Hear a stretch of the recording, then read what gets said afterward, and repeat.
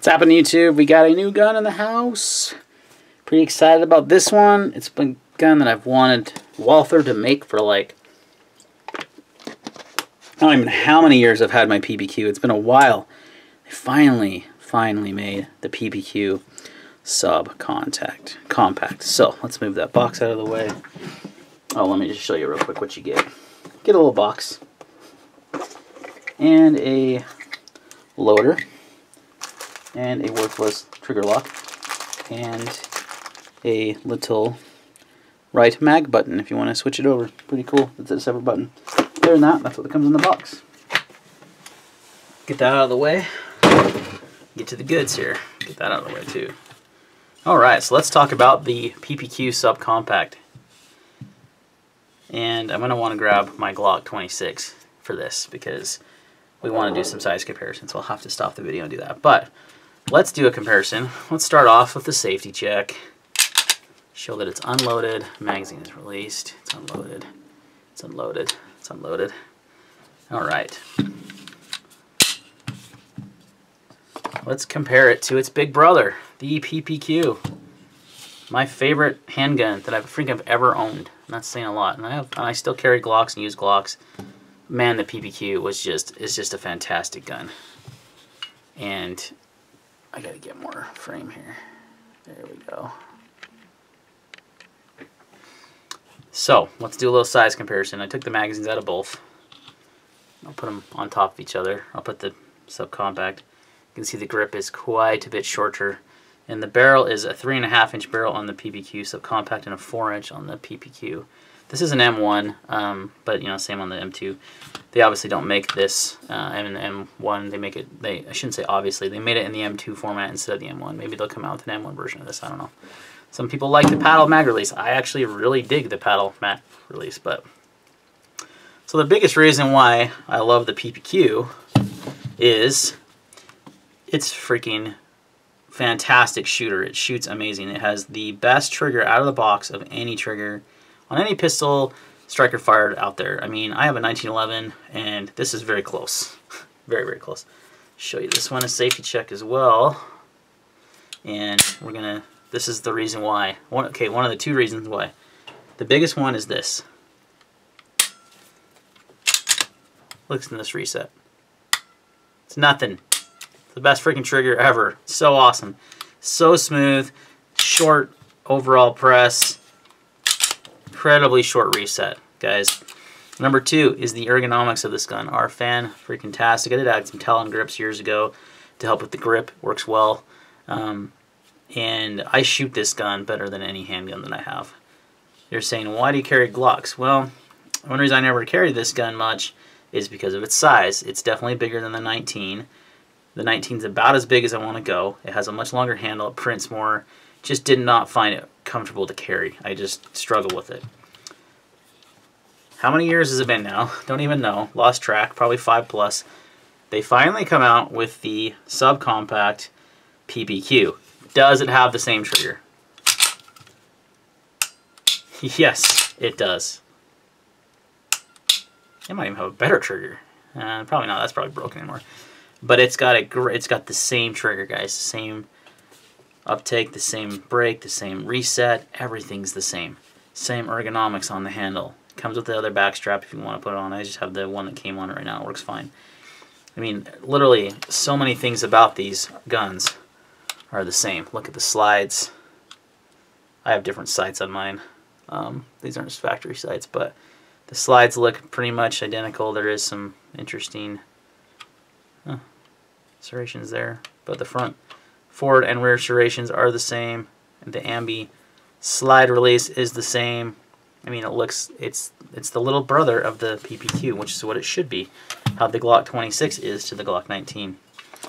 So, size-wise, it's pretty small. I'm not gonna lie. You're not gonna get 3 fingers on that grip. I get 2 1/4. We'll call it. Even it's going high up on that as I go. Here's the thing, I shot this today, didn't get any footage because it was a total impulse buy. I went to the range to shoot, not intending to film, and they had a TNT Guns and Ammo. They had this available, and I was like, what? Hadn't seen them in the wild, only seen videos on SHOT Show and stuff. So I grabbed it. I had to. Been wanting it for years, and I just got tax returns, so there you go. But it works and functions exactly the same. I shot it, put about 100 and something rounds through it today, and it was perfectly accurate as the PPQ is. Fantastic trigger, no malfunctions, just awesome. I watched a video review of this on YouTube yesterday where a guy tried probably 5 or 6 different types of ammo, different grains of 9mm, hollow points, you know, all kinds of stuff. No malfunctions whatsoever. So it has the same Walther reliability as the original PPQ as far as I can tell so far in my shooting. I'm going to do more and do a more in-depth review later, but this is a first impressions video because I'm so stoked about this. So it comes with a 10-round flush fit magazine and then a 15-round mag with a extension that actually makes it, and just to be fair, we're going to insert a magazine into there, the same grip length as the PPQ M1 and M2. So look at that. And a lot of people are like, well, what's the point of that? You're not going to carry it. Well, maybe you want to have an extra mag and you want more capacity, or you want to use it as a full-size handgun. You can do it. It's got a similar rail. I shouldn't say the same rail. It's a little shorter, obviously. But it's got a rail. Sights should work on this. I imagine the sights are interchangeable. I've got some Dawson precision on my PPQ now, which I love, which I will probably end up doing on the subcompact. In fact, I'm 99% sure I will. So, one question a lot of people are going to have is, do the magazines work? Now, this, you notice here, this is the 15-round mag. Right here on the base plate, it says PPQ SC. On the 10-rounder, it doesn't because it's only going to work in the SC, right? But on the 15-rounder, it does. Now, will it, obviously, if I took off the sleeve, which I'll do right now, see if it works in the PPQ. And it doesn't. Look at that. It doesn't seat. So that's why they labeled it SC, so that they are not backwards compatible. Now it could be more so that this is an M1 and not an M2 mag, and this is an M2 mag. So that could be the case also. But I think they labeled that like that on purpose, that they may only work in the subcompacts. Now we get to sit and figure out how this thing went on. Not that way. That's for sure. Like that. Okay, so here is a M1 mag from the Walther, just an OEM factory mag. And it fits. So it should feed the gun. However, it does not lock back on the last round. Now again, I don't know if that's because that's an M1 mag and not an M2, but it does not lock back, but it does fit and it should feed the gun. So if you want to use, you can use them as range mags and such, but kind of interesting that they did that. But again, I don't own an M2, I own an M1, and maybe the M2 mags work. So if you guys own an M2 and you have a subcompact, probably very few people will, they're so new, but let me know. Let me know if those work for you. But I like that it comes with the sleeve and the extra long magazine. I like that feature quite a bit. But I'll carry it like this. Now I shot it and thinking, oh, that's a little short, and I'll go grab my Glock 26 and we'll do a size comparison real quick. Stay tuned. Alright, here's the 26, the ADC gun. You can see it's safe. Let's do a comparison. One thing I want to put them on, this is going to be hard to see actually. Yeah, you guys aren't going to be able to tell, so let's flip it like this. The 26 is still shorter than the PPQ in the handle. When you put them on their sights, and it's hard to see here, but I'm trying to get these slides lined up as the best I can. The PPQ is shorter, or is taller than the Glock 26.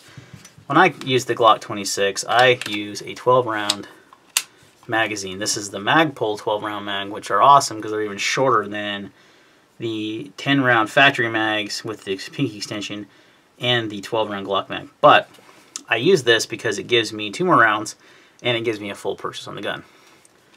So with that, with this magazine, the 26 is going to be quite a bit longer in the handle. Yeah, quite a bit. Well, it's taller for sure. Not a ton though.